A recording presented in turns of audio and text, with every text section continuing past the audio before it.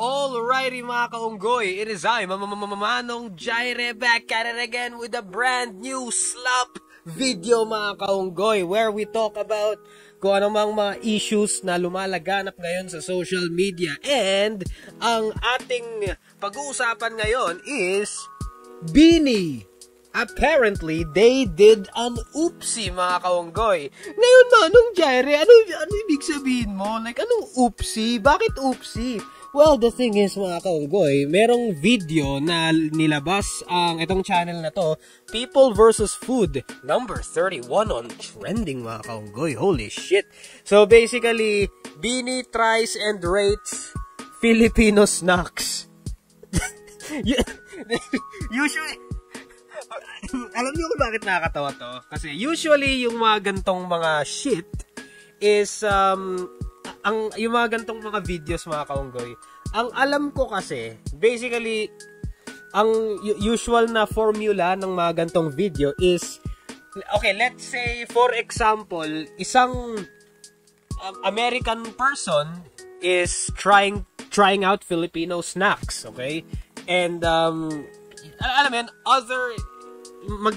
magkaiba yung snacks at yung nationality ng nagtatry ng snacks or ng food, mga kaunggoy. Ganun usually yung no? Yung, hindi siya like an American tries an American cheeseburger, no? Hindi naman ganun dapat. Hindi naman ganun, mga kaunggoy, no? So, nung lumabas to, medyo nakakaiba. Holy shit, 1.8 million views 6 days ago, okay? Kaya siya nag-trending, mga kaunggoy, dahil ang argument ng ibang tao, Filipino sila, bakit nila tinatry yung mga Filipino food? Dapat, di ba, ibang lahi ang magtatry ng Filipino food. Kung kukunin man nila yung Beanie, dapat ibang Filipino food ang itatry nila, mga kaunggoy, no? So naiintindihan ko yung argument na yon. And ako rin, no? Like, normally, nung nakita ko to, parang, this is basically Filipino trying Filipino snacks, no? So, there's not really much to it, mga kaunggoy, no? Unless, first time nila tumikim ng mga Filipino snacks, first time nila mag-try ng Filipino food, dahil all their life, hindi sila nakatry at lumaki sila sa ibang bansa, no, mga kaunggoy. Medyo maintindihan ko kung ganun, di ba? Like, like, understandable kasi buong buhay nila, hindi sila nakatikim ng mga Filipino food dishes kasi sa ibang bansa sila lumaki, mga kaunggoy, no? Hindi sila dumaan sa hirap and whatnot, mga kaunggoy. So, ayun. Tinitingnan ko yung YouTube channel na to. So, basically, marami silang celebrities na kinukuha dito para i-try out different food, mga kaunggoy, no? And, ayun. So, a lot of people hated this video. They hate it. And binabash nila yung Beanie kasi, ang arte nila, pinagtatawanan nila, binabalasubas nila yung Filipino delicacies, nilalait nila yung Filipino food, mga kaunggoy, ginagawa nila to, pinagtatawanan nila. Well, here's the thing, mga kaunggoy, I watched the video, and medyo fair naman sila. Although, medyo nakikita ako sa facial expressions nila na may mga ibang mga food sila na nandidiri, no? And medyo understandable, di ba? Medyo understandable na nandiri sila sa isaw kasi ako, like, hindi ako kumakain ng isaw kasi na-trauma na ako sa isaw dahil nagtae po ako niyan ng ilang araw. Alam niyo yung pagtae ko ng ilang araw, yung kulay green. Yung kasing green ng avocado yung tae ko, like, alam mo yung nag-iinit yung butas ng puwet ko dahil sa pagtatae. Nagkaroon ako ng diarrhea dahil sa isaw, so hindi na ako kumakain ng isaw ever since, and then nandidiri na ako. Betamax, iniiwasan namin yung Betamax kasi yun nga, our family has a history of heart problems and high blood problems, no? So hindi kami medyo naiintindihan namin kung bakit sila nandidiri, and medyo naiintindihan ko rin kung bakit sila nandidiri sa balot. Well, the thing is, mga kaunggoy, yes, mukhang kadiri yung balot, pero it's para sa akin, kung gym bro kayo, kung nag-workout kayo or mahilig kayo sa gym, balot will be your best friend when it comes to protein intake, mga kaunggoy, no? Diri pa rin ako hanggang ngayon sa balot. Pero kinakain ko araw-araw. Why? Kasi kailangan ko like, kailangan ko yung protein nun. And masarap naman siya. Wag mo lang tingnan. Wag mo lang tingnan yung sisiyo ba, kaunggoy. Yun yung technique din, okay? So, medyo naintindihan ko sila kung bakit sila nandiri sa balot. Kasi nga, yung itsura and shit. And, ayun. Ano pa ba mga tinry nila? So, tinry nila yung kwek-kwek. Buti naman na gustuhan nila yung kwek-kwek. Hindi nila masyado nagustuhan yung mixed nuts and shit, which is very, why? Like, yung mixed nuts, yung ding-dong, ang sarap kaya niyan. Masarap yung ding-dong, mga kaunggoy. Like, and ano pa ba mga pinagsasabi nila? Maraming mga nambabash talaga. If you would look at their comments, 40,000 comments, mga kaunggoy. Holy shit. So 40,000 comments. Let's look at the top comments, mga kaunggoy.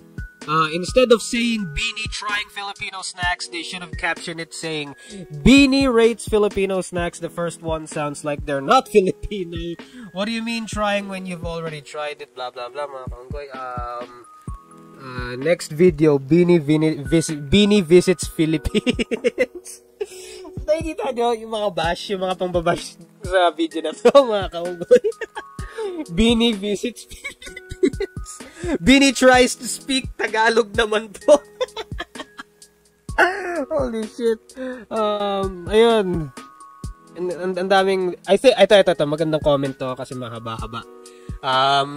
Sabi niya, I think the real issue here is how they reacted to the Filipino food that was served. Sure, not everyone likes Filipino food, that's totally fine, but the way they acted like it was something gross hits differently for some Filipinos. That same food is their key to survive hunger for the day. So imagine feeling grossed out by the food that helps your fellow Filipinos survive each day. The food showed culture. Their reaction showed ignorance, mga kaunggoy. Feeling ko, mga kaunggoy, feeling ko lang kasi hindi ko naman sila kilala, no? Pero based on, kasi napanood ko yung video, based on that video, alam niyo yung typical na mayaman na babae na medyo maarte. Actually, hindi medyo maarte talaga, no?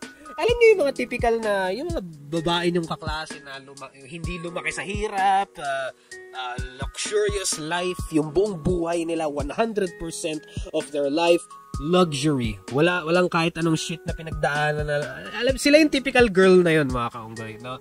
Typical girl na hindi dumaan sa kahit anong paghihirap. Okay? Sila na maarte sa mga iba't ibang bagay. Sila yun, mga kaunggoy. Nakikita ko sila yun.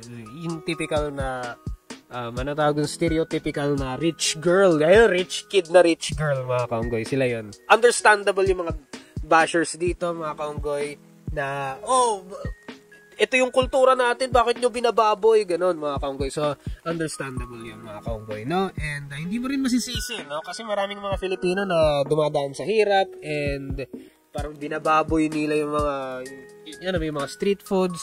Like, if you were a ignorant person and wala kayong alam sa kahit anong Filipino foods at napanood nyo tong video na to, iisipin nyo, ay, sabi ni Beanie, kadiri tong mga pagkain na to.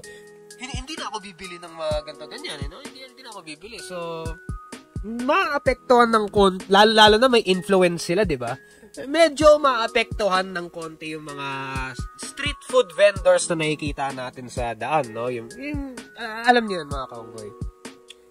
And, ayun, maraming mga pagkain dito na nagustuhan naman nila, no? So, props to them. May mga majority ata ng mga pagkain dito is nagustuhan naman nila, and I think that's very good, no? So, okay din. Marami din sa Facebook, kaso tinatamad ako mag-check sa Facebook.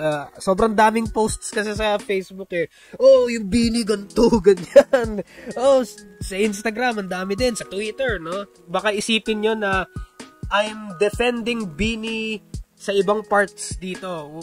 When in fact, no, I'm not defending them. I'm just speaking or saying both sides of the coin, alright? Ina-acknowledge ko ang both sides. Side ng Beanie at yung fans nila, at side ng mga bashers at mga criticizers, mga kaunggoy, no? So, both sides, tinitake into account ko, and marami namang mga valid points mostly sa side ng mga constructive criticizers, na maraming valid points, mga kaunggoy. And ayun, mga kaunggoy, like what is the point of this video? What is the lesson to be learned here in this video, mga kaunggoy? Be open-minded sa kahit anong issue, sa lahat ng issues. Be open-minded. Always look at both sides of the story, mga kaunggoy. Wag lang biased. Wag lang one-sided shit. All sides, all angles of the story, take into account nyo, mga kaunggoy. Ayun lang naman. And that's the bottom line because Manong Jaira said so. I gotta head out.